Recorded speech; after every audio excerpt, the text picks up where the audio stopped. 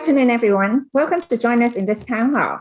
I am Diana Lau, Director of the Asian Health Institute.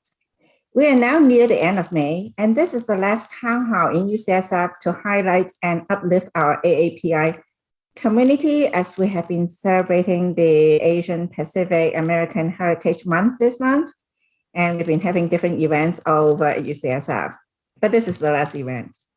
This past Tuesday marked the 1-year anniversary of the untimely death of George Floyd. Mr. Floyd's death has brought forth several important issues across the nation, not the least of which is laying bare the harms of racism and negative stereotyping that have affected not just the Black community, but also us, the AAPI community. Along with the steep increase in targeted and unprovoked assaults against AAPIs, many of us got angered and terrorized. A coalition was first formed at UCSF. It is called the UCSF AAPI Coalition, and all of you working in UCSF are welcome to join us. Currently, in this coalition, we have several groups. There's a staff group called the APASA. There's a medical student group called the APAMSA, and another interdisciplinary student group called the Asian Health Caucus. And of course, the Asian Health Institute too. That's where I belong. This coalition felt compelled to write a statement to our senior leaders at UCSF to address equity issues for the AAPIs. And this statement can be viewed with the link that you can see in the chat box now. Do we have it up? If you have not seen this statement yet, please read it as soon as possible and endorse it using your UCSF email address if you agree with it. I do wish to emphasize, though, that this is only for the UCSF members who would be able to endorse on the statements. We have been circulating this statement for only 2 to 3 days, and we have collected over 1,800 endorsements by this time already. We were at 1,400 at noon. Now we're at 1,800. So it's almost like 100 endorsements coming in every hour. So it's going around like a wildfire. We are proud to be a member of UCSF and be able to work in an open environment that promotes diversity, equity, and inclusion. It was great to hear some of our senior AAPI leaders in the town hall at noon today, in which they share their privileges and challenges in their work lives. In this town hall, though, you'll hear instead from our faculty and students this time, as they share similarities and differences in their cultural heritage and how those have affected their formative years. It is through a mutual understanding in cultural terms that we can come to understand each other, appreciate each other, and have a peaceful coexistence among different racial groups, and stop the violence mediated by hate and misinterpretations. We stand in solidarity with our Black and Hispanic communities for the oppression and discrimination that they face. It's just the same as what we have to endure, though in different ways. Now, I'd like to introduce our 2 moderators, Tang and Zeng. They are both students at UCSF and both are second-generation Chinese Americans. Alice is a 3rd-year MD PhD student, currently working towards her PhD degree in bioengineering. It's my girl. She was born and grew up in Los Angeles, and her parents came from the rural Jiangsu in China. Billy, on the other hand, is a 4th-year medical student. He was born right here in San Francisco's Chinatown and grew up there, and his parents came from Taishan, China. And Billy can speak Cantonese and can even write poems in Cantonese. So we really are very proud of Billy too. So thanks again for joining us. May I turn over the podium to both you and Alice and Billy now, please? Yes. Thank you, Diana, for such a nice introduction. So I'm Alice, and I'll be moderating with Billy. And thank you, everyone, for joining the panel today. Before we begin, I would also like to thank all of our panelists today, who are all extremely busy people, but took time away to come and share their stories and experiences. That said, I want to kindly remind everyone, audience and panelists, that while we're all part of a particular group or community, our voices best represent ourselves as individuals. So please take what everyone says as a grain of salt. Each voice is one data point and in an ever-evolving social group. As an extension to that, I would also like to acknowledge that we haven't used the term AAPI or AANHPI. And that is purposeful because we don't have representation from people in the Native Hawaiian and Pacific Islander communities, specifically on this panel or moderator. Therefore, it will be unjustified for us to use that term. However, we encourage you to learn about the causes and issues relevant to the NHPI communities during the month and beyond to get a fuller picture of the AAPI identity. Now I'll turn it over to Billy. Yeah. In fact, I just want to acknowledge that there is a lot of challenges in trying to conduct a panel like this, especially pulling everyone together. We are very grateful for, but I still want to acknowledge that the group who set up this panel and also many of the panelists are of Chinese descent.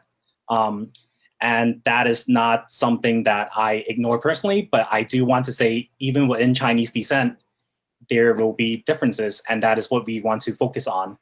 And just to actually correct Diana for a bit, I'm actually a first generation Chinese American. I was born in Poisan. Sorry about that. I apologize. Yeah, I'm actually a Zukak if the panel, if the audience know the term. Yeah, so the core idea here is, even though we have people who are of Chinese descent here, even the term Chinese can have many different meanings. And in fact, we have at least 3 or even more terms of how we call Chinese people in Chinese, like Tong Yan, Zhonggao Yan, or Hua Yan, and those have different meaning in itself. And I want the audience to know that regardless of how we call ourselves, and going back to the point, it is just one data point. Everyone will have their unique stories, and this is what we will learn from our group today, all the differences and really the beauty, the struggles, everything that comes with being part of that community. So thank you.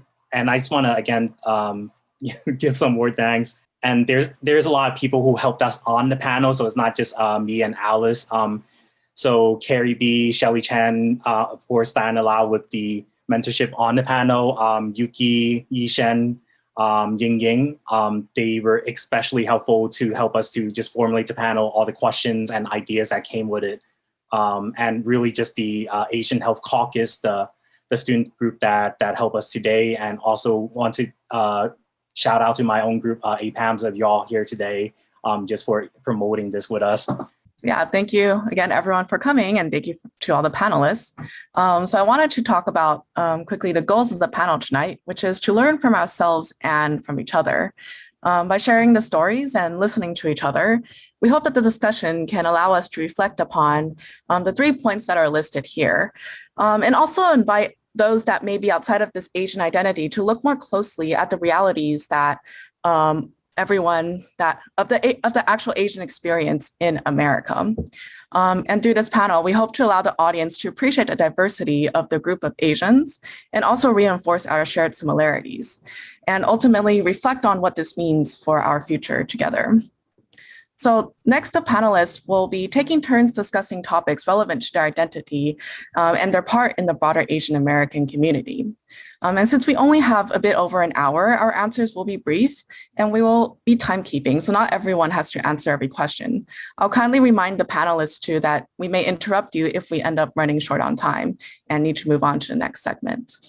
Here are our panelists tonight, and let's get started by first introducing our panelists. We'll go down the order in the slide and ask each panelist to introduce themselves. So panelists, with one sentence, please introduce yourself, your role, as well as your identities, your communities of origin, and your generation in America. I see my name on the top here. So I'm Richard, and I am a psychiatrist, born and raised in San Francisco. So I am a second generation Chinese American. I identify with the Chinese community, and I also identify as coming from a working class community as well, working class background as well. I'm Jolie Chang. I'm an associate professor in otolaryngology, head neck surgery. It's also known as the specialty of the ear, nose, and throat here at UCSF. I kind of grew up all over the United States, but I am a second generation. My parents were originally from Taiwan, so I identify with the Taiwanese and Chinese community. Hi everyone, I am Sook. I was born and raised in Malaysia. My parents are second generation Chinese in Malaysia. I left home at early age to go abroad to study. So I'm a pharmacist by training in United Kingdom. And I came to US as the first generation in 2007 as a research scientist here at UCSF. So I think all is possible. Everything is possible because of my parents' sacrifice for me to go abroad to study and to be able to be a first generation to work in America. So I guess everything I'm going to tell you would be because of my parents. Hi everyone, my name is Fiona. I'm a fourth year medical student at UCSF. I was born and raised in San Francisco to immigrant parents from Toisan as well. And I also identify as a first generation college student. Hi, I'm Maureen, Shin, and I'm a pharmacy student, third year pharmacy student here at UCSF. I grew up in America and in Korea, but spent most of my life in Korea. So I'll be talking a little bit more about that transition. And as such, I'm the first generation to be in the process of immigrating to America. Hi, everyone. My name is Andrew. I'm a third year pharmacy student in the same class as Maureen. I'm originally from Long Beach, California, and I identify as a second generation Cambodian American. All right, so thank you everyone for your introductions. So as you can see, the panelist comes from a very diverse set of backgrounds, not only in their identities and family history, but also like, the generational status of being in the United States. And these are what really give us the experience and our stories. So, for this segment, since we are interested in like learning about the stories, we'll kind of move on to just learn from the panelists about being Asian in America. Like what makes them Asian, or how that label maybe imposed from other people has affected them throughout the years. So anyone want to go ahead?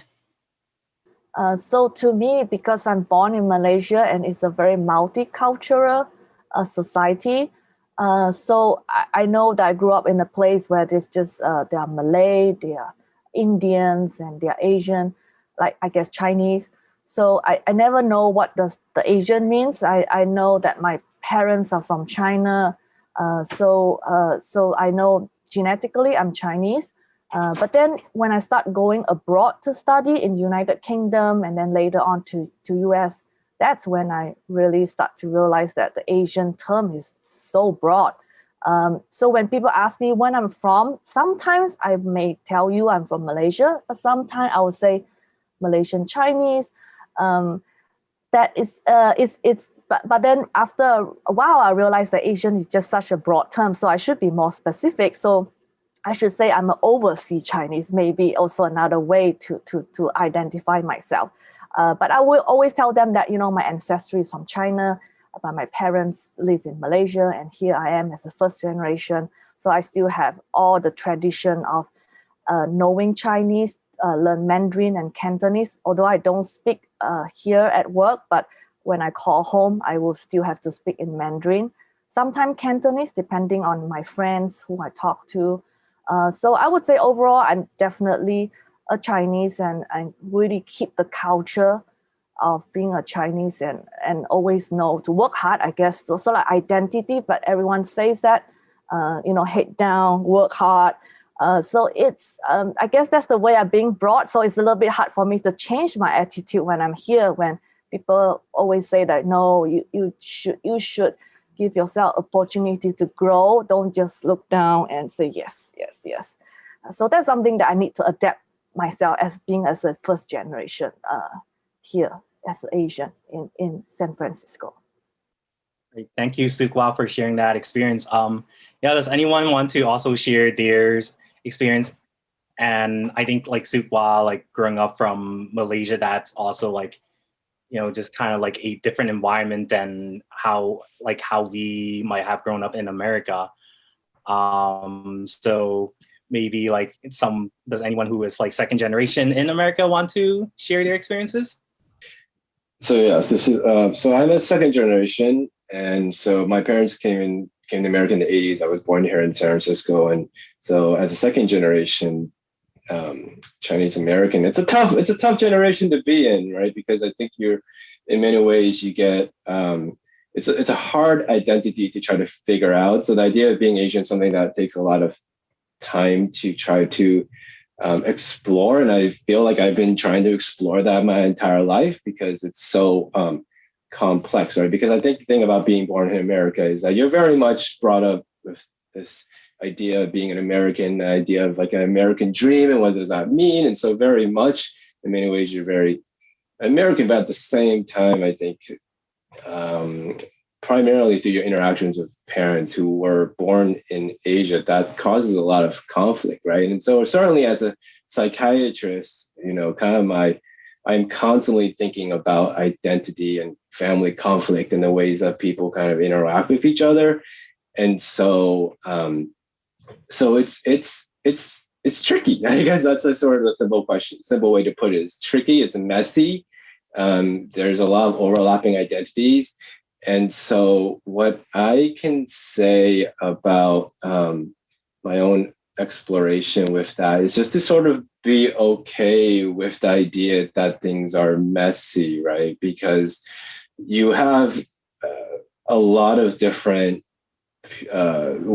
perspectives on who you are and what you are, and that doesn't even include how you sort of integrate that yourself. So for me, I think the idea is just to be okay that there is no sort of simple way to answer a question like this, and to be okay with the fact that things are fluid and you can sort of change, you can sort of be flexible. So I think that's what I've been more okay with, the idea that it's hard to kind of put you in a box, and to just be okay that your identity can be kind of fluid. I can kind of pitch in next, as well as like a second generation Cambodian American. Growing up in my hometown of Long Beach, which is like Cambodian American Central in the United States. I always kind of like being Cambodian was never really unique to me. There were so many other like friends and stuff that I had that were Cambodian American. So to me, being Asian was kind of like, the stereotypes about I eat rice every day, or my family drives like Hondas or Toyotas. That was kind of like what being Asian meant to me. And I think just because it felt most relatable in like those stereotypes at the time. And so it wasn't until I started kind of growing up and seeing what it was like in college and undergrad that I realized actually I identify more as like Cambodian. And so like Dr. Feng, you were mentioning about it's messy trying to juggle like identities, right? Because I speak pretty limited Khmer, so sometimes which is like the Cambodian language, sometimes I don't even feel like Cambodian American because of that. So trying to realize for people who aren't familiar with Cambodia, because people in undergrad have asked me where is Cambodia?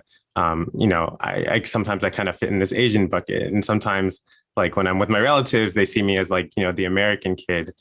So juggling identities, I think, is just something that is shared so much, especially by second, but even first generation Asian Americans, just because you have to learn to fit in, and you have to fight kind of the stereotypes that kind of made me feel like I was Asian, ironically. And so that's kind of what inspired me to realize it's super important to actually delineate what this whole being Asian American thing is, because there's so many unique cultures within that. I'm happy to chime in as the other second generation. And I definitely identify with a lot of the themes y'all are bringing up. I grew up, I was born in San Francisco as well, actually at UCSF, but grew up mainly in the East Coast in a suburban city in Connecticut, where I was one of only 3 Asian kids in school. The community was predominantly white. So that culture, I ended up being the one teaching everyone what Asian meant, and that there was a difference between being Chinese, Japanese, Korean, or Cambodian, and that there were differences because the assumptions were very strong there that they're kind of all the same thing. So definitely felt a lot of my youth focused, and I think I heard some of these themes in assimilating, right? And trying to become an American and what that meant. And at the same time, watching my parents do it too. And so they're assimilating as well. And we're doing it at different levels without really anyone else's experience to fall back on. And so that was really an interesting experience to be able to see that and what it meant to be immersing yourself in American culture and trying to be same, but yet being reminded pretty much every day that you're still different, and that otherness category. And it was just, I mean, it really has built my perspective, and I am grateful and appreciative of that experience. But as a teen, we moved to Houston, where it's very much more diverse, much bigger school community I was immersed in high school, 25% Asian.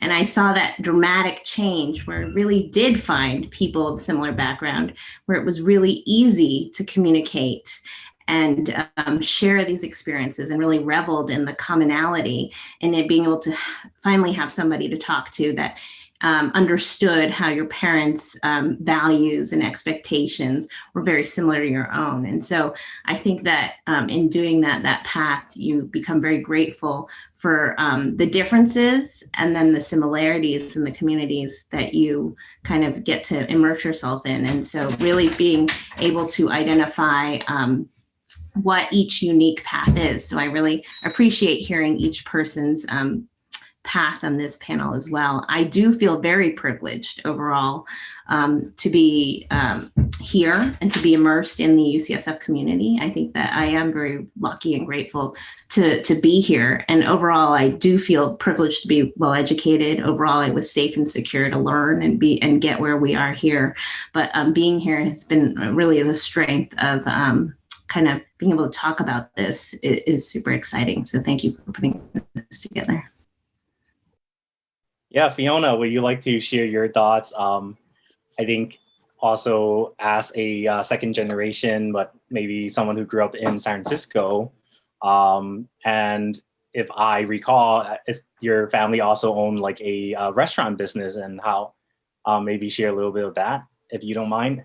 Yeah, so I think I also, again, I echoed a lot of what everyone has already shared. And I think growing up in San Francisco, being Chinese American, it feels like, I feel like for the most part of the times, I didn't feel very much like the other, because there are so many of my community in San Francisco, especially where my father used to own a restaurant in Chinatown. So it felt like I was home with my own community for the majority of my time growing up. I also went to, I was always in bilingual classes in my schools. I also went to Chinese schools. So I felt like I was very much surrounded by the language, the community, and the culture as I was growing up. And I think reflecting back though as an adult, it's really interesting to me to think back now that I felt like a lot of Asian American and Chinese history I didn't really learn through my school process. This year I took a gap year to pursue an MPH at Berkeley. And for the first time in my life, I actually took an Asian American studies class. And for me, that was really much a part of myself reflecting upon who am I? What is my identity? Which part of my identities were censored through my education and through living as an Asian American in the United States? And which part of my identity did I already knew through like oral stories from like ancestors, through the community, and also through media that weren't written by like the mainstream. So I think for me as an second generation Asian American is really still struggling to figure out like what is that truth of like my roots, both my roots from my parents parents' home country, as well as my roots as an Asian American roots in the US. Yeah, and I would like to turn to Maureen, who, and you're actually not really like the first from your family in America. You're actually like, if I recall from our previous conversation, actually like continuing sort of like to move over. And maybe you can tell us a little bit about that process and, you know, just kind of like the challenges of like, you know, trying to really even like come here in the first place. Yeah, of course. Thanks, Billy. So my, just a brief background, I was born in New York, and that happened because my parents actually, when they were younger, they had tried to come to the States in order to continue their career. And being very ambitious, being a very ambitious young couple, they were prepared and very strong-mindedly on their way into making a career in the States. And at the time, though, they because although they were thankfully treated with respect and they didn't face a lot of difficult challenges in the community, they believe that a lot of the challenges that they did face while they were living in New York was due to the fact that they were on a visa status, and perhaps because it was the language barrier, and perhaps it was because of like a cultural difference because he just came. So they had a lot of reasons for why their move was not as smooth as they had imagined it would be before they had moved. So given after a couple of years, we moved back to Korea, and I spent most of my life I actually spent growing up in Korea until high school, going to an international school, because my family believed that if I had a American education, that would ease my move into America and also reduce the language barrier. So it was an odd moment when I actually did move to America, because in Korea, I'd grow up thinking I was American, living in a very Korean society. But when I came here to Berkeley to go to college, it was actually the first time that I had been exposed to not only so many non-Asian people, but actually a lot of Asian people in general. So many different people from outside of my Korean community. And that, I think, was the first step in actually when I began to think about what it meant to be Asian, and what it means to be Asian can actually change depending on where you're living and the type of people you are surrounded by, whether it be other people of ethnic Asian origin or non-Asian origin.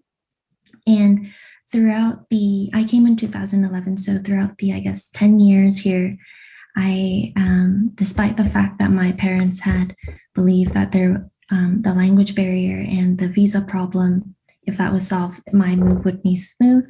In my experience, I guess it actually wasn't just like a paperwork thing. There was a lot more behind to calling a new place home than just how you look on a document and how you can speak in front of people.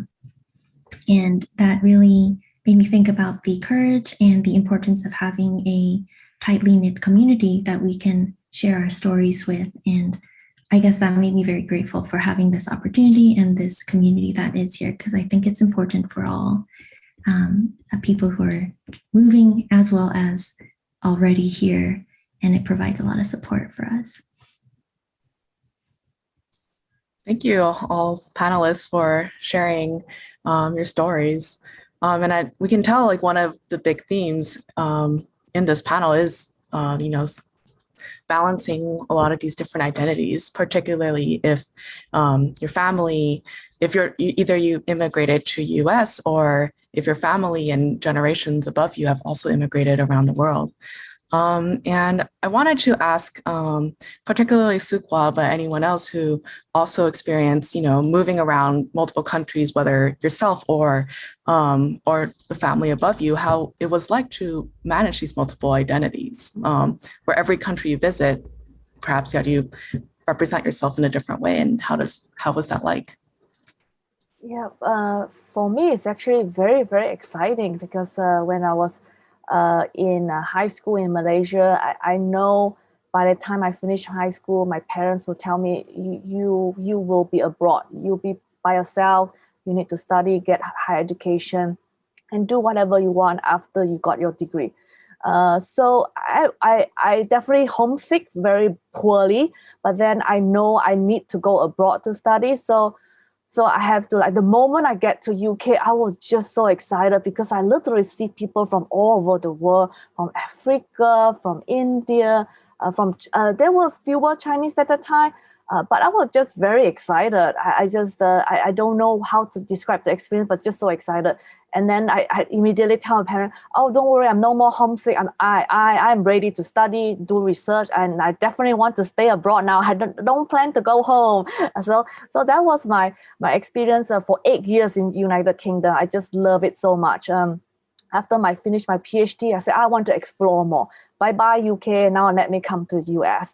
And then when I come to San Francisco, actually my first stop was in San Diego, but San Diego, San Francisco, awesome. I got more exposed to more different culture. So I was just so excited. Like, even now I can see more Asian, different Asian, because before that was UK, I see more African and then more European. Oh my God, those different Europeans are so amazing. Just, they're so kind. So I just like a lot being in a multicultural.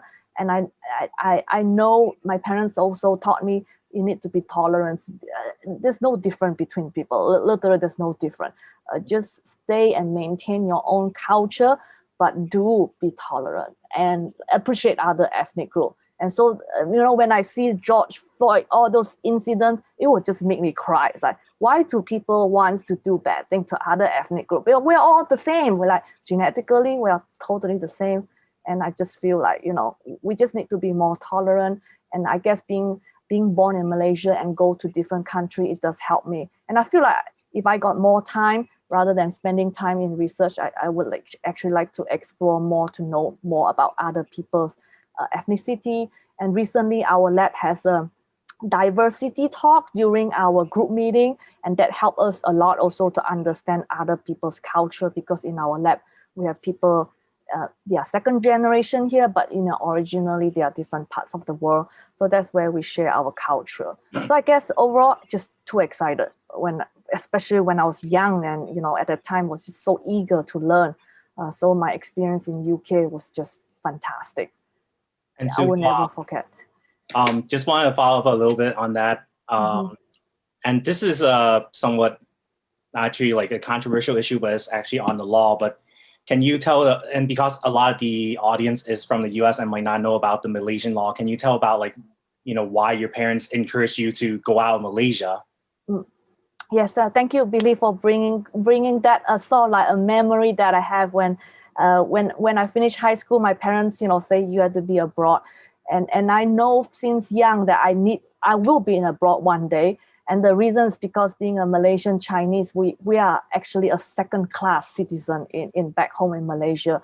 And to get into university in Malaysia, I have to compete with the Malay ethnicity, because they are the top priority, or even though they are we are the minority, they are the majority, but they have all the rights to go into the university, to be a doctor, to be a pharmacy, to be a nurse, all the top qualified degree. You would likely have to be Malay, and they only pick one Chinese from each state to go into this top qualification. Unless you want to go business or engineering, you may got the opportunity. But my parents never want us to really go to the university in Malaysia.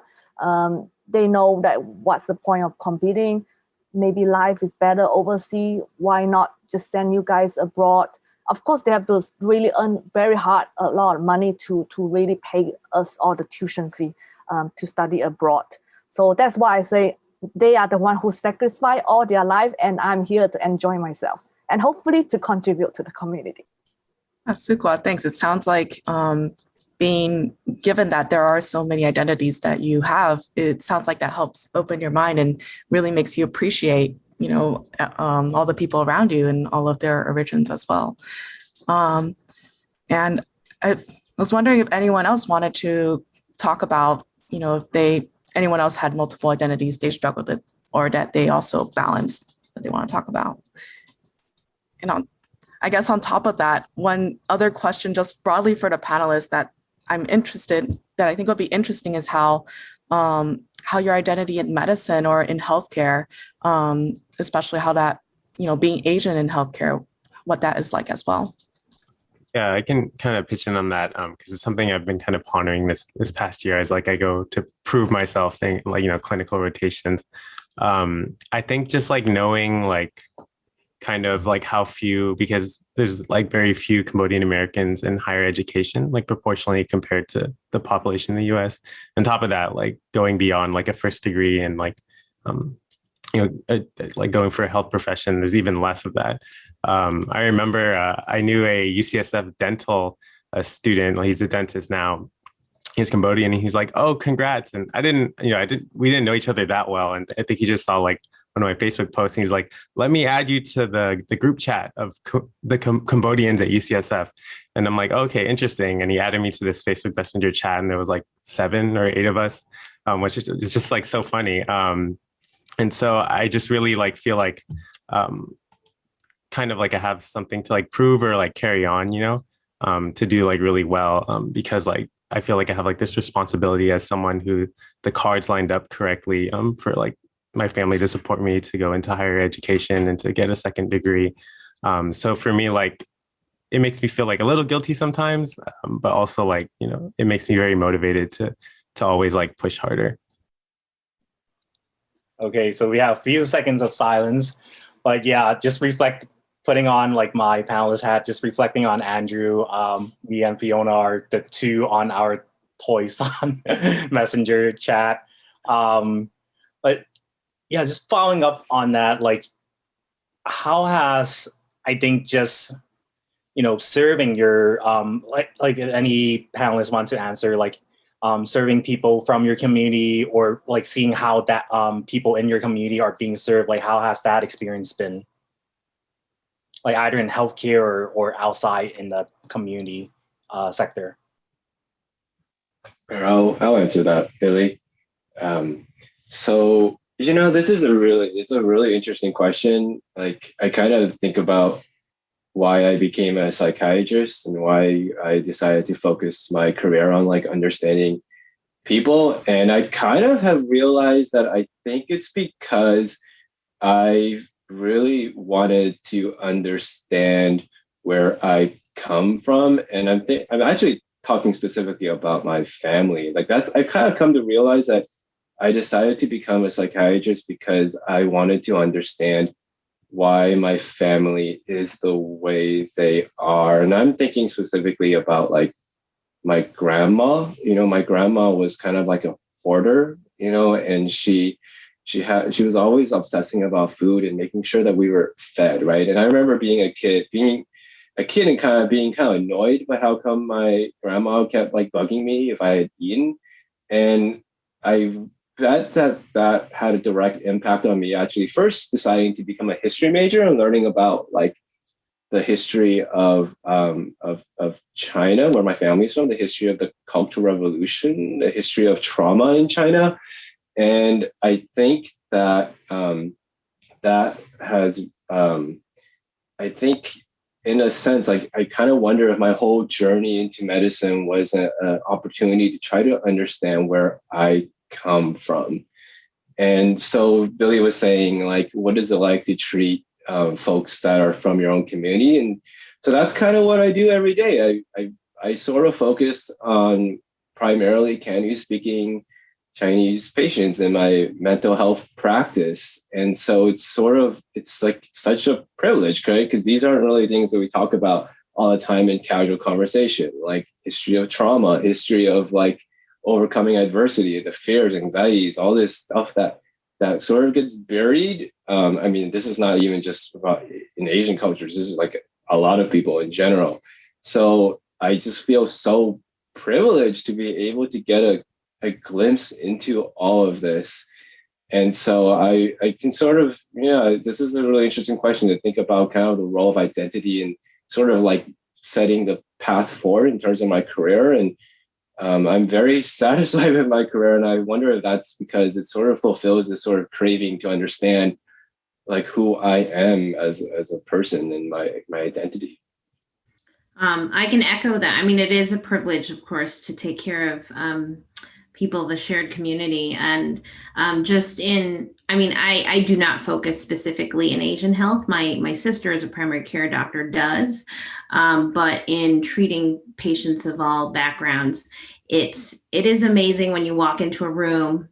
And I'm not fluent in any language. English may be the only one, but I do speak some Mandarin, Chinese, but just seeing the sense of kind of relief from just having a patient of Asian background, and it can be a variety of them that show that because they are happy to see somebody represented and on the physician side that looks similar to them, that might understand them, that might understand some of the beliefs that they have, and not bias the care or give them subpar care in their eyes based on what they are thinking. And so I do find I'm able to elicit kind of some of their thoughts and beliefs of why certain things are happening to them or their bodies. And of course, my field is much more physical, but still a lot of it is mental, and figuring out why people believe a certain way can help you achieve kind of a therapeutic relationship that they will kind of be adherent to if you want them to do the thing that might help them. Knowing where they're coming from definitely helps. And so I think finding that connection just by looking the way I do is a little easier and is rewarding, and in that sense, empowering for both sides. So I do find a lot of benefit from making that connection. And so a lot of them will try to speak Mandarin or even a little bit of English, even though I don't always understand them. So I think that connection helps. Thank you guys for sharing your perspectives. And in the interest of time, we'll be moving on to the next few slides and question, but I do want to reflect a lot of the themes that are brought up in this first question so far, that there are a lot of so much diversity in our experiences and our journey. And one aspect of this journey is how our parents or our grandparents and so on may have immigrated due to perhaps the desire to find opportunities for us or opportunities for their offsprings. And as part of that, joining a new culture, there's also this idea of assimilation into this new culture that has been brought up into this panel. And this idea of assimilation is kind of two-sided. On one hand, it's exciting. You get to see lots of cultures and other identities. But on the other hand, there's also expectations to live up to. There's being the only one, perhaps if you identify in a smaller group, the only one trying to create a good image for the identity that you have. Or there are expectations that already exist, such as stereotypes that I believe one person mentioned, stereotypes of what we are as Asians that we might want to destroy or might want to live up to. And this kind of brings us into the next topics that we want to bring up, which is racism towards the Asian identity or biases towards the Asian identity. And as part of that, we've also, in this panel, we also talked about trauma as well. And I think one thing that's valuable is to actually speak up about some of the experiences that we as Asians have gone through as we go through multiple identities and experience through life. And being people that of this privilege where we can be in healthcare and research, we're also ones that can then extend out and also understand patients and understand those in our community and help them in America as well. So I'll pass it on to Billy right now to go over some slides and then go on to our next question. Yeah, so these are some slides that, again, a lot of the panelist support group help us to really dig up. Of course, there are many many examples of racism, but I will just focus on talking about like the racism that we in healthcare, and that can be Asians in healthcare, have towards like, different identities of Asianness. Like, for example, certain words we use, like Mongoloid or Mongolian spots, like they are no longer used, but you could still see them in some dictionaries. And even like, historical examples like the colonization of the Philippines were basically, endorsed via like racial superiority. And that kind of also reflects the racial superior, like, and again, I'm using quotes here because there should be no superiority against races. So yeah, these are like deep topics. So I don't have all the time to talk about them, but yeah, even like things like, okay, something I recently learned that MSG is actually not bad for you, but was made up by a doctor called, a Dr. Holman Kwok, who wrote into NEJM.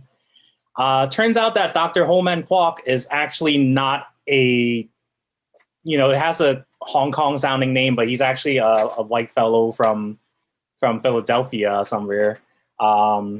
So he wrote it as a joke article, and this was written in 1968. There was a NPR episode done on this event, but basically this joke became into like, a scientific thing where people took for granted that, hey, MSG is bad. Well, MSG is actually just an amino acid. It is found naturally in food. Some people add it as an additive, and like with all foods, I don't think you should eat it in excess, but it also became like sort of like this truth that we ourselves have in our own Asian communities that MSG is bad, but that was actually not based on science, but more based on like a joke. And, things that we think like maybe they thought of as joke in like 1968 became something that is pervasively false in healthcare. So yeah, just like thinking about that, like just all the, sort of like biases that we see as we are moving ourselves into healthcare or, helping our patients, like how do you feel as like a healthcare worker, a researcher, or just even like a community activist in the community? And it's sort of like a very stark change to go from there to like model minority. But the reason why we go from there to model minority is that based on the survey that Diana Lau, Alice, and I did, model minority was actually like one of the most pervasive and also insidious themes in racism that most of the UCSF folks just, kind of dislike and had like a lot of really thoughts about. So would like to, turn into that, or, if you have like other biases or racism you felt that you've seen. So the history of model minority, in case the audience don't know, is that first, let's just be really upfront and honest. This is not a good term at all. So this is a term that was used to elevate, not really used to elevate Asian races, but is used to really diminish, as you can see here, a quote from, again, the 1960s, problem minorities. So they are saying, oh, these Japanese people who we interned, they become like good afterwards and they don't need any help. And you have these problem minorities that are still doing bad despite having a lot of help. So it's actually a term to really like stop, poor people from giving their voices. And I think there's a lot, like model minority as the theme itself has, a lot of things into it. Moving on. Okay. So in fact, like after the internment camp, a lot of Japanese Americans didn't do well. Some lost their houses, some really sold a lot of things for dirt cheap. You can find this in oral history archives from survivors of the internment camp, and some people even took their own lives. So really just really elevating like this position that we're a model, like it doesn't tell a full story, if anything. So kind of like transitioning onto a more like deeper topic is, what are your thoughts about this type of bias as you are working in healthcare, advocating, or even trying to do research? To add on that, on top of the model minority bias, feel free to share any other experiences you may have as towards like other types of bias in Asians, such as the silent minority or the perpetual foreigner. So I can comment on this. It kind of became like, I would say, the big buzzword when I was like in Cambodian club undergrad at UCLA. Go Bruins, if anyone in the audience went to UCLA. But essentially, like, Cambodian Americans, like within the larger group of like Asian Americans, are kind of like, a minority within a minority, because it's such a small percentage of that, like 5% of Asian Americans or whatever in the US in the first place. And yeah, I would say like it really like affects them, because like along with, I think, some other, Southeast Asian groups, like Cambodian Americans are like actually, of like all minorities, like some of the most like poverty stricken or like of lowest like educational background. And so like it really hurts a lot of these like marginalized groups within the Asian American minority itself to like kind of fit in with this model minority. And Billy, you touched upon it, but by grouping like this whole group of like cultures together as a way to like put down other minorities, that whatever like the advantage that is served by that from like whatever group is pushing that narrative, it really displaces kind of like communities like the one I come from, I feel like. And so this whole model minority issue has always been like a big problem, I think, like for Cambodian Americans and a lot of like Hmong Americans and other like smaller like Asian American groups. And I think coming from, so my family, we were business owners, like stereotypical Cambodian Americans. We owned a donut shop, but I was in the community of Inglewood, Los Angeles, and it was super diverse there. There was a lot of like Latinos and Blacks, and it was like a high crime area. And because of that, I think it also would kind of like paint my parents' perception of other minorities. And then they kind of saw like us as like Asians as like, oh, like the quiet, like more peaceful minority, and that I think like kind of plays a way into it too, in that like they kind of buy into that false narrative that was created here in America, which is like, pretty disturbing to me. Yeah, I want to echo everything that Andrew said. And I feel like the model minority has like, it not only does it impact Asian Americans as a whole, especially when we don't disaggregate by Asian American groups, I think it also does a lot of disservice to what they quote unquote call like the problem minorities. It's real from my perspective. I think the model minority myth really pits Asian Americans against like other minority groups. So when it comes to forming coalitions, for as an East Asian myself, a lot of times in medicine, I question like, am I the minority or am I the minority? Because I am a minority person of color, but then in academic medicine, as an East Asian, in certain spaces, I am the majority. So how do I leverage that duality in the spaces that I am in? And then at the same time, I feel that with the model minority myth, it kind of negates that there are structural racism that affects both Asian Americans as well as other minority groups.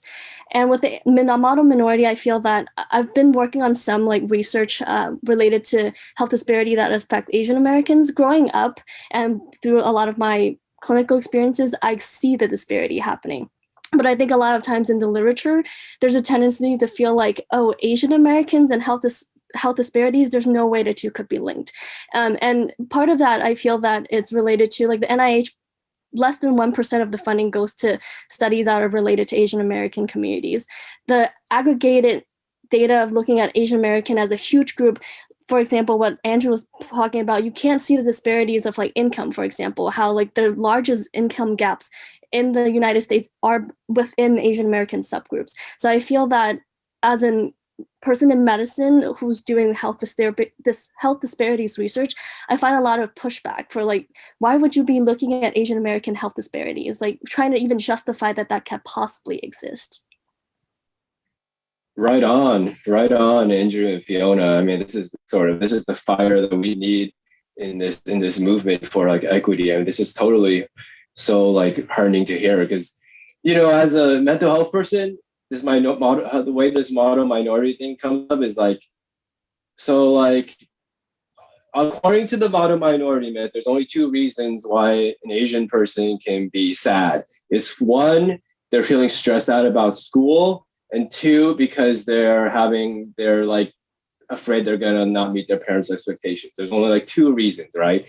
And that's like totally not true, because we're not caricatures. We're like actual people. Like Asians care about more things than just school and what their parents think about them. They care about a lot of things. Like they care about housing. They care about economic justice. They care about environmental justice. They care about everything that other people care about. But I think what really hurts about this model minority is that just like washes away all that stuff, and it just makes you feel lazy. And you'll see it. I have a bunch of like colleagues that just get lazy whenever they see an Asian person with depression. They're like, oh, they're just stressed out about school. It's like, well, maybe, but they're also stressed out about a lot of things too. So I'm speaking to a lot of the students here in medicine, because it's almost like your experience is limited because of this model minority. None of your other concerns are valid. And it's like totally invalidating. And it causes real harm to our sense of identity and a sense of self. So this is something that really fires me up. And I'm just hearing Fiona and Andrew talk. It's just so great that, you know, we're pushing this forward. I think for myself, being a first generation here, I guess when I learn about this modern minority, I actually haven't even heard about that. So it's embarrassed to say. I think after I was Googling about it, I think the one thing that reflects me like as being a minority for being a first generation is I know my parents always ask me to work hard, respect people, just do whatever they say, tolerant. But then sometimes once in a while they see me very sad, they will tell me the other way, don't work too hard. Just ask for something. You should ask for, don't regret, just ask for what you want. But then I was still very afraid to ask for things I need. I just keep quiet because I think it just feels shy. But then once in a while I so regret, bring it up and I regret. And then sometimes I get anger. So these are things that I always tell myself, but being first generation, I don't have family here. So it's a little bit hard, but I always have in my mentality, I know I cannot be always working hard and say yes. But then I still always do that. And after that, I'll get regret. So I guess the cycles keep coming back and forth. So I guess sometimes I don't even know what to do. Maybe knowing Richard Feng is good. Having a support team to really help me to get away from my mentality, even though my parents always teach me, yes, you work hard, but at a certain part, you need to not work hard and then ask for what you need. So yeah, I think for me, it's the modern minority is this about working too hard and not getting what I need sometimes. I want to echo that. It's so fantastic, the work that Fiona and Andrew are doing. I mean, I want to hear more about it, and that you're pushing the boundaries of identifying these disparities. I agree. The model minority wording really just, it puts up walls. It puts up walls separating Asians and then lumps them all together, and then puts up a wall that separates Asians from all the other minorities in America, where we should all be ideally working together to identify the differences and the issues. So I totally agree. And then I appreciate the personal kind of aspect of it as well, because when I first heard the word silent minority, it really did speak to me on starting on the personal level, like what does it mean? And we're brought up to work hard, be quiet. Her hard work will be recognized. And as a woman, Asian woman in academia and in surgery, that definitely very much spoke up to me. Like public speaking never came naturally to me. Speaking up and promoting myself is never natural. It was not something I ever practiced. I was told to be humble, don't talk about your accomplishments. But slowly, I think all of us and each of us on a personal level can work on these aspects of when you can speak up for yourself and for others. And for me, doing that was mainly practice. So practice public speaking. I was terrified of it when I started as faculty, but the more I did it, the easier it was. And I definitely noticed in the operating room or in the hospital, those that complain, the squeaky wheel gets the oil, right? So those that complain are getting certain things or certain resources or supplies. And it became easier for me to advocate, knowing I was advocating for a patient or a trainee or a student more than it was advocating for myself. And so in the clinical scenario was really where I started trying to speak up, kind of knowing I have a certain expertise and a certain training in the operating room to really advocate for the patient to make sure they're safe when we're taking care of them. And that was the angle that was easier for me to start, being less silent perhaps than I was comfortable with. Thank you. And I would also, one thing that I think is interesting is for those who are first generation, this idea of model minority is one that, is something that perhaps those of us who grew up in America are very familiar with, but something that may be still new to those who are new to America. So I would love to, thank you, Sook, for sharing your perspective. I'd love to hear from Maureen too, like thoughts or experiences you may have had. Yeah, of course. So like Sukwa, I also didn't really know about the model minority. I've heard of it before, like in media, as I was studying overseas in Korea, but it's not something I had personally experienced, so I never knew like the weight of it. And frankly, I thought it was something just from the textbooks and not that was happening in real life, because that was sort of the image that was portrayed to me. Like it's like a big culture melting pot country, like nothing like that happens anymore. It was something that was overcome. But unfortunately, when I did come here, it was, although perhaps it had gotten better since I had studied about it, it was still obviously prominent in the community and unfortunately not as, in my opinion, very well addressed, because throughout my time in America, I think right now is, given all the other political issues going on right now, really is, I believe, the first time that my attention has been caught so much by the term model minority, and pretty much the first time that Asians have been brought to the spotlight, and this issue has been brought to the spotlight as well. And I think personally, it was a very unfortunate, in my opinion, unfortunate result of a new culture being accepted or perhaps viewed in a stereotypical way. Because I too had been caught to work hard, be silent, be respectful, because it's just part of the values that we were brought up with. And even when I still work here and when I was going to school, I would always, continue those values, because one part of me, I was also brought up, you have to work harder and even more diligently, because not only will you reflect value on yourself, but people might lump you with all the other Asians. So you should not be a bad representation for all the other Asians who are hardworking. So that was an immense pressure. And it was kind of weird, because on one side, it was like, yes, I don't want to put dirt on everybody else for my own actions. But is that really something right? Like, should I be supporting this model minority issue simply because it's, you know, I don't want to reflect badly upon other people.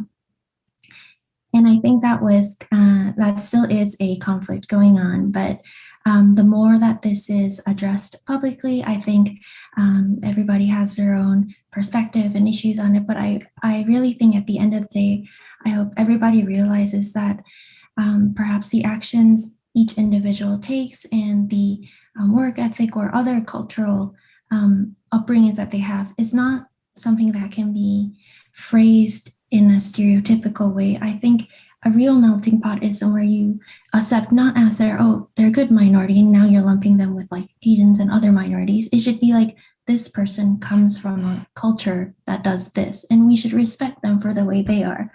And, you know, you can't never change, but I think it would be nice, since if we try to change and we try to speak up, if others would also put more insight into the individual cultures that compose Asians and the individual cultures that compose what is defined as a minority as well.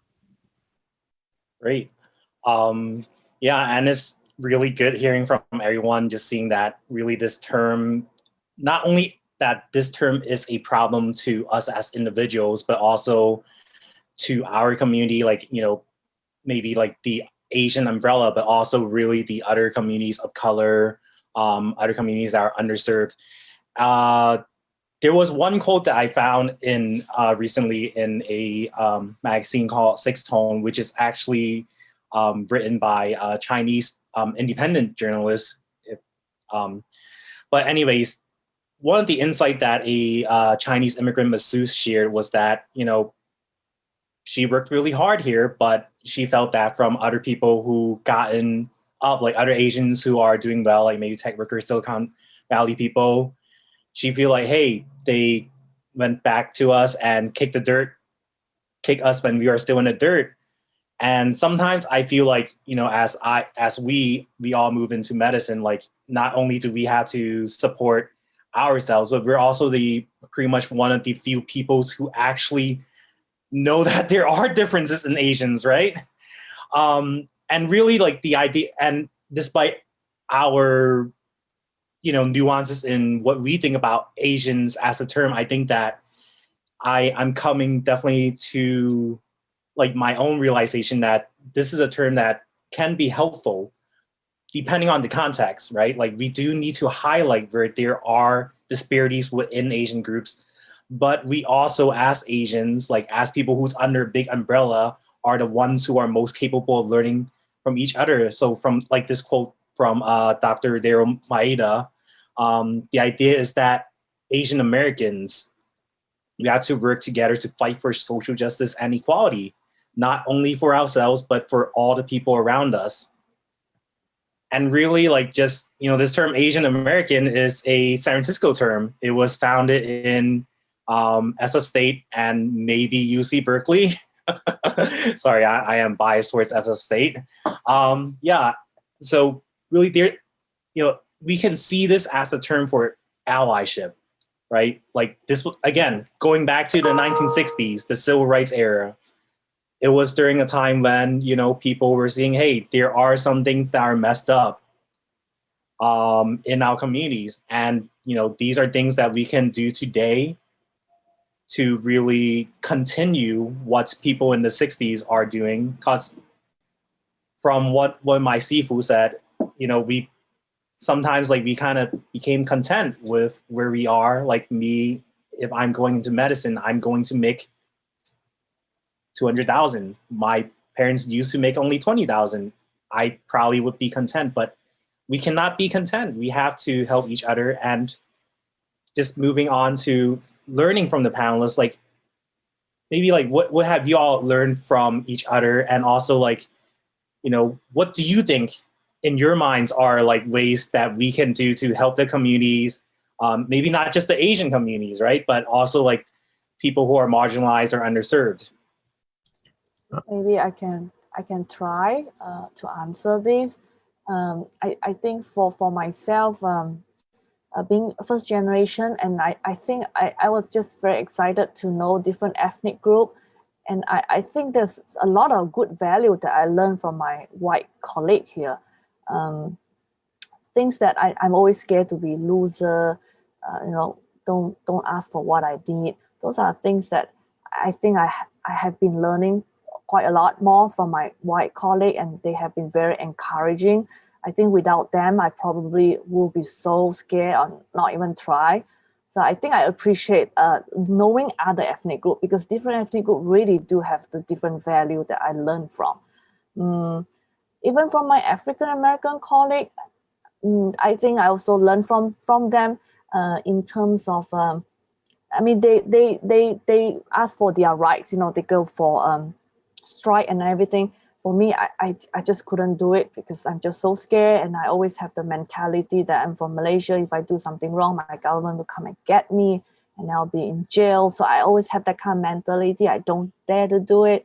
But then I learned from other minority here. They like you show in the picture, Billy, that people go and strike and ask for their rights. They are good and bad, of course, just not the way I do. But if there's anything I can help on the side, but not going to the street to strike, I will always make the effort to do that, because I see being, working together is just so important. And I think I learned from history that, although I don't learn that in my school, but I guess by learning from my American colleague, white and African, and I know they have a lot of changes since many years ago until now. The African American have much more rights than before, and because of their constant fighting for what they should be. I think being Asian, I think I have not learned that, even though I know history have shown the success, but I still have that mentality of not dare to do it. And so I guess it's my problem. It's not to say it's something that I need to do more, but if I can have know how to do it or know where to do so, learning from others, I think I'll be happy to take a small step at one time. I think as healthcare professionals, and this is something that I read somewhere that someone shared, when the whole Black Lives Matter protests started kind of taking more light in the middle of the pandemic. As healthcare professionals, we are trusted professionals, in society. I hate using that vague word society, but we're up there, people trust us, we're saving lives, so that makes sense. But to step out of our own comfort zones and make our voice heard, because people trust us. Hearing it from us might matter to someone more than hearing it from someone else. So realizing that how important our voice is, and outside of the realm of healthcare itself, but social issues. And secondly, coming from the pharmacy side, something I want to start doing in the future is starting to do more clinical trials on how medications affect minority populations in the US, or even just Asian Americans, because that stuff is so important. Recently with the Plavix, so it's a blood thinner, but this brand of blood thinner that is metabolized differently by Asian people, I think specifically people of Chinese descent. So in other words, the drug doesn't work the same for them. That's a big deal, and studies like that need to come to light. And drug manufacturers, the drug manufacturer for that didn't disclose that, even though they kind of knew that from studying the drug. So trying to become actively involved and looking towards doing these things that will really make big changes. I think it's really easy for us to be really busy and never think about these things, but trying to actually put them in motion and looking towards that. But maybe I'm speaking as a naive student still. Right on, Andrew. Right on, Andrew. We definitely have to meet up, because I'm just loving everything that you're saying, your energy. And I think one thing that you mentioned that was so right on is that as healthcare professionals, we are going to be leaders whether we like it or not, especially in our communities, right? Like myself, I'm a doctor and I make lots of money, right? So I'm a lot of parents sort of dream, right? But that carries a lot of responsibility as far as what I say, people are going to pay attention to me, right? And so this totally ties in with this whole sort of idea of solidarity, right? Because I'm aware that there's definitely this sort of conservative strain in the Asian community, you know, like it's not a, I do notice a lot of Asian folks voted for Trump, and there's a sort of like anti-BLM thing going on in Asian communities, and it's sort of up to us. Maybe it's even some people in our families, maybe a few in our families that are kind of like, oh, there's just a bunch of thugs and vandals and whatnot. And I get that, I get where they're coming from. There's this sort of, there's something very appealing to try to ally yourself or just identify yourself with the oppressor. Okay, so it's not a coincidence that Asian folks voted for Trump in very large numbers, right?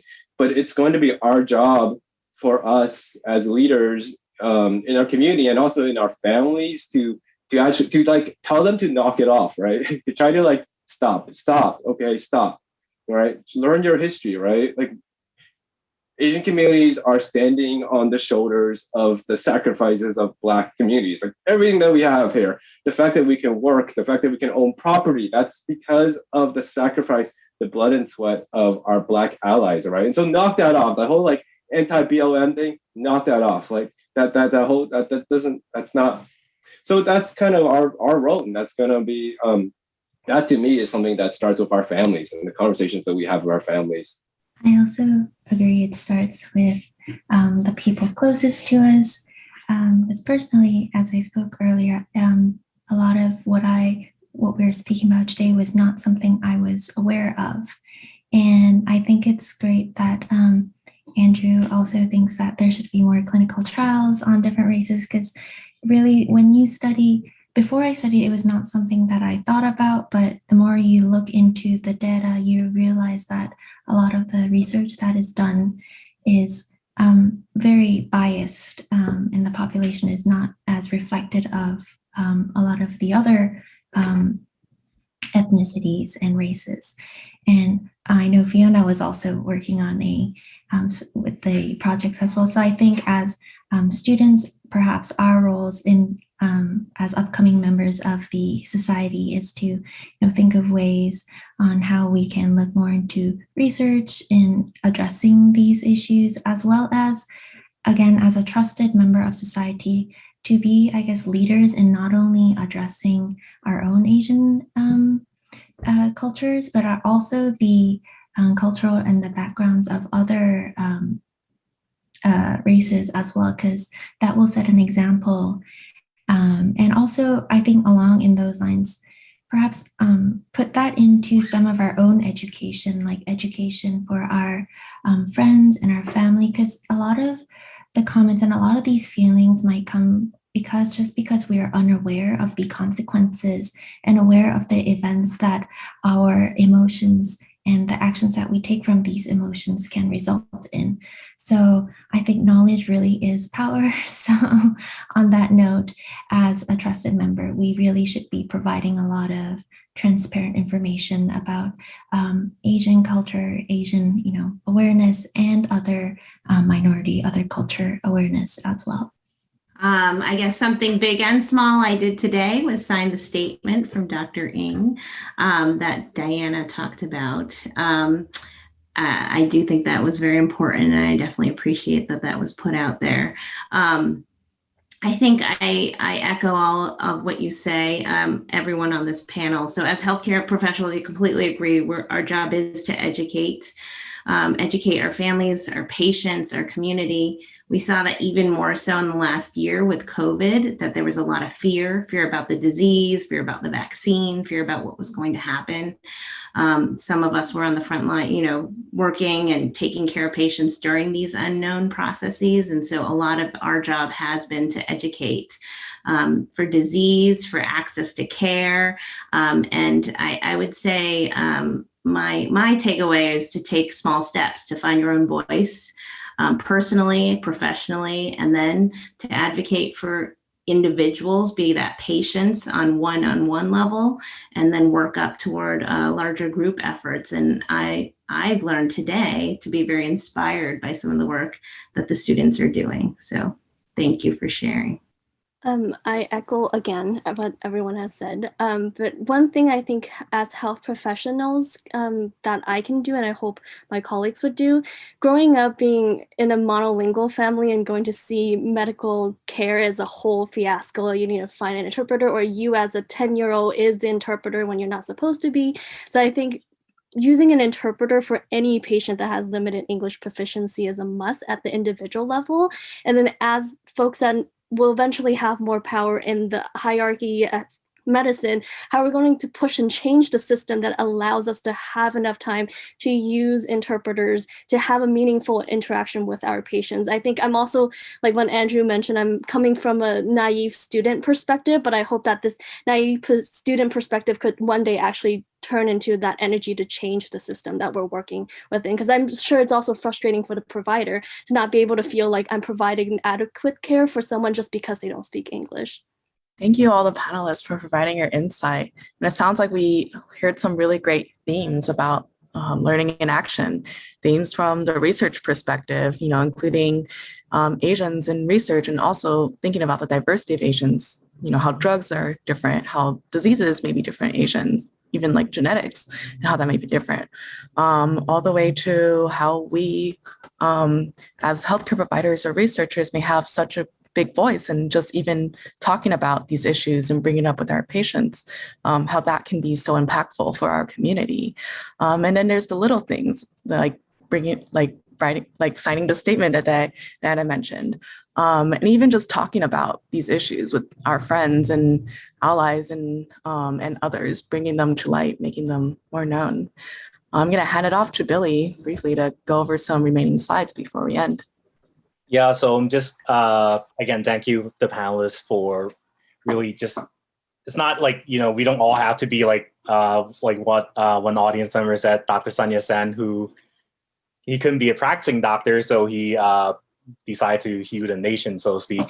And that was his response to racism. So, but our response to racism can be, in small ways, like even interaction, like conversations, interactions with our family.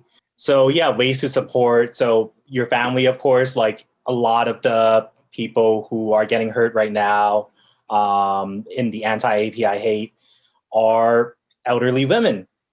And, sometimes we might not have the best words, but even a hug, just like a warm touch, coffee, tea, small things like that will work. And talk about your experiences, like, your experiences are your own. Feel free to share. You don't have to talk on a panel, but just like to your close friends or even to a pet, like that is actually fairly therapeutical. And of course, like sign up for the HI newsletter, sign the petition.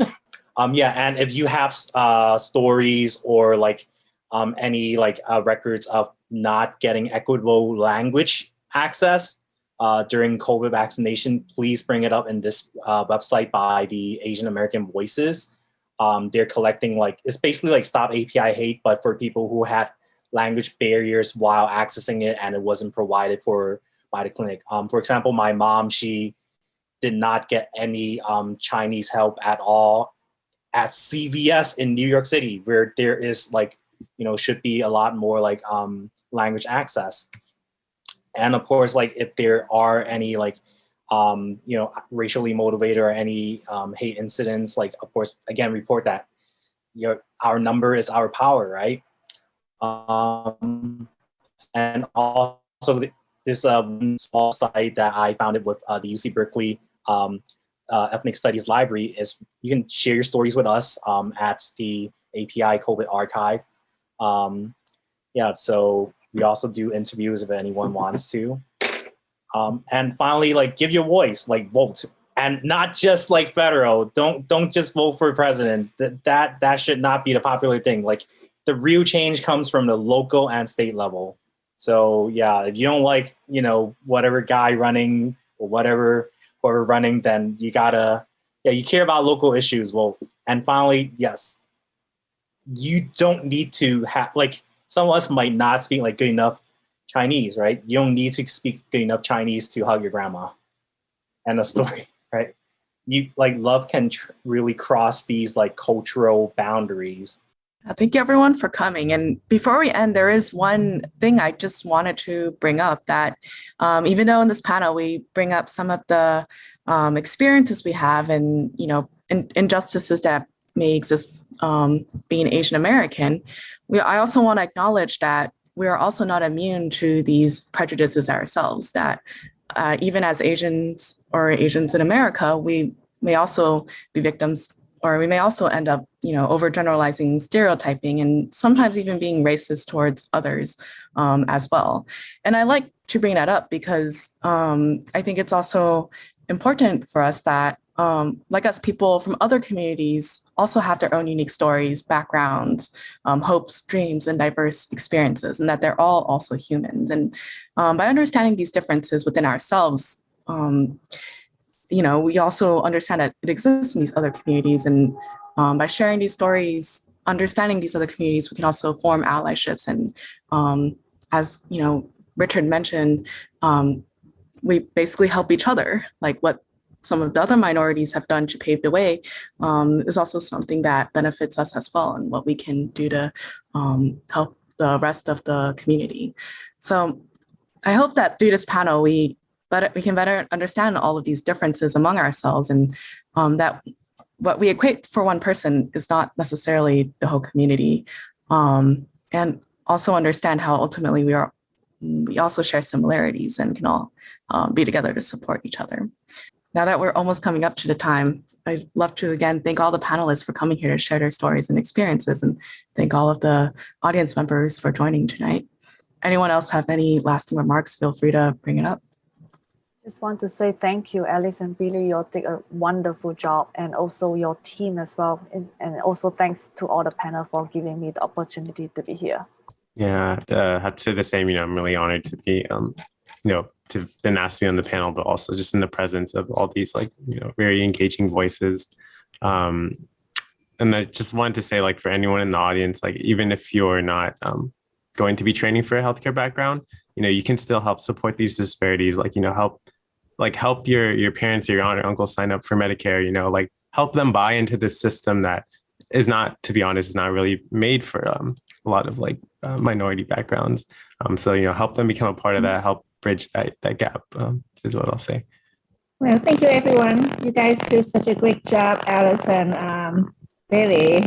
So proud of you. And thank you so much for all the panelists for coming and joining us today. I'm sure that, out of your busy schedule, whether you're a student or you're working, life has been just really crazy these days. And thank you to all the participants who took time out of your busy day to, at the end of the day, when you're tired, to join us.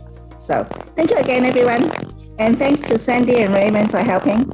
And have a nice evening.